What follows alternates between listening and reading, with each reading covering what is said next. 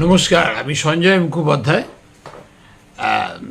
ইরানের সঙ্গে আমেরিকার যে শান্তি আলোচনা ভেস্তে গেল, তারপর কিন্তু একটা বড় জিনিস উঠে এসছে, সেটা হচ্ছে বিশ্ব রাজনীতিতে রাশিয়ার উত্থান।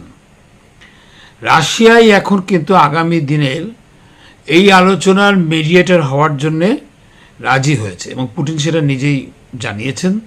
ইরানও চাইছে রাশিয়া এসে এই ব্যাপারটা মধ্যস্থতা করুক।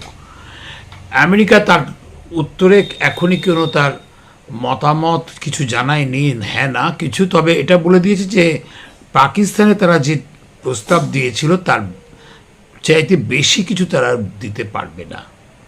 কি প্রস্তাব দিয়েছিল, কেন ভেস্তে গেল, একটু তলিয়ে দেখা যাক। আমরা দেখলাম বেশ কিছুদিন যুদ্ধ করবার পর রণে ভঙ্গ দিচ্ছেন ট্রাম্প এবং পাকিস্তানের আবির্ভাব ঘটল এই যুদ্ধের সংকটের মধ্যে খানিকটা ট্রাম্পের ত্রাতা হিসেবে। এটা ইরান বুঝেছিল এবং খানিকটা ইরান জেনে বুঝেই জল মাপতে গেছিল।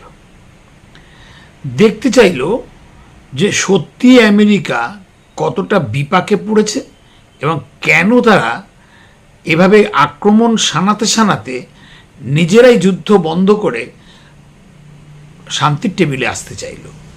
বাঘ কখন ছাগলের সঙ্গে শাস্তি করার গল্প করে? বিশ্ব রাজনীতিতে সবাই জানে আমেরিকা নাকি বাঘ, আর ইরানের মতন এই সমস্ত ছোটোখাটো দেশ যাদেরকে একটা তৃতীয় বিশ্বের দেশ হিসেবে বা উন্নয়নশীল দেশ হিসেবে ভাবা হয়, তারা তো এইসব বাঘদের কাছে ছাগল মতন। আন্তর্জাতিক রাজনীতিতে এদের কী বা গুরুত্ব আছে, কী বা ভারসাম্য এরা কোথাও ঠিক করতে পারে। ঠিক এরকমই জায়গা থেকে কিন্তু ইরান বুঝিয়ে দিল হোয়াট ইজ ইরান। তার কারণ ইরানের দুটো শক্তি ইরান প্রমাণ করে দিয়েছে, যেটা আমেরিকা বুঝেও আর কিছু তাকে টক্কর দিতে পারছে না। একটা হলো ইরানের রেজিম বলে কিছু কোনো ব্যক্তির উপর নির্ভরশীল নয়। ইরানকে লড়াই করতে হলে, ইরানের সঙ্গে লড়াই করতে হলে গোটা ইরানি জনগণের সঙ্গে লড়াই করতে হবে। আর ইরানি জনগণের সঙ্গে লড়াই করতে গেলে সেটা আমেরিকাকে পাহাড় ডিঙিয়ে আসতে হবে, যে পাহাড় ডেঙাতে আজ পর্যন্ত ভারত, পৃথিবীর ইতিহাসে, ইরানের ইতিহাসে, সেই ভারতে ইরান থেকে যখন মানুষ এসেছিল তারাই এসেছিল বা জগপথে বা মধ্যপ্রাচ্যে, কিন্তু ইরানকে আক্রমণ করা আজ পর্যন্ত কারো সম্ভব হয়নি। এমনই তার পাহাড় বেষ্টিত ভূ তাত্ত্বিক বৈশিষ্ট্য। আর স্থলপথে ইরানকে যুদ্ধে জয় করতে গেলে ইরানের কথাতে কি বলি, কদিন আগে যখন হুমকি দিয়েছিল ট্রাম্প যে এবার সৈন্যবাহিনী পাঠাবো, তখন আমেরিকাকে ইরান এটাই বলেছিল, এসো নরকে পাঠাও, তোমাদের সৈন্যবাহিনীর জন্য নরক দর্শনটা ভালোই হবে। অর্থাৎ পৃথিবীর অন্যতম শ্রেষ্ঠ স্থলবাহিনী যতগুলি আছে তাদের ভূতাত্ত্বিক বৈশিষ্ট্যকে সামনে রেখে, ভূপ্রকৃতিকে ব্যবহার করে এই ইরান অসাধারণ একটা অ্যাডভান্টেজ দিয়ে বসে আছে। এটাকে টপকে ইরানে ঢোকা সম্ভব নয়।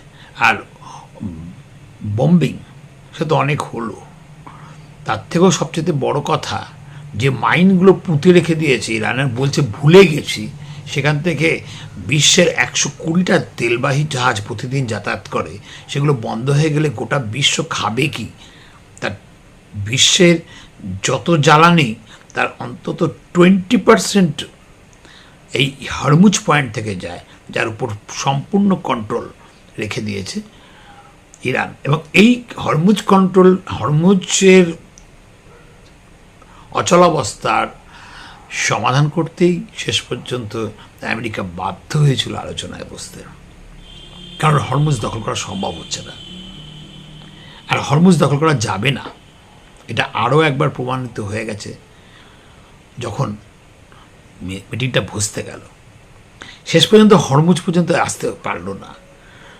আমেরিকা বলল তাহলে আমরা হরমুজে যাতে কোনো জাহাজ না যেতে পারে তার জন্য আমরা ব্লকেট করে রেখে দেবো, অর্থাৎ আমি নিজেই যাতে না খেতে পারি আমার মুখটাকে বন্ধ করে দেবো, এরকম একটা ব্যাপার। কারণ বিশ্বের সমস্ত দেশের জাহাজ যদি হরমুজ দিয়ে না যায় তাহলে গোটা বিশ্বের সমস্ত দেশ আমেরিকার বিরুদ্ধে যাবে। নিজের ফাঁসে নিজেই জড়াচ্ছে ট্রাম্প ক্রমশ ক্রমশ ক্রমশ।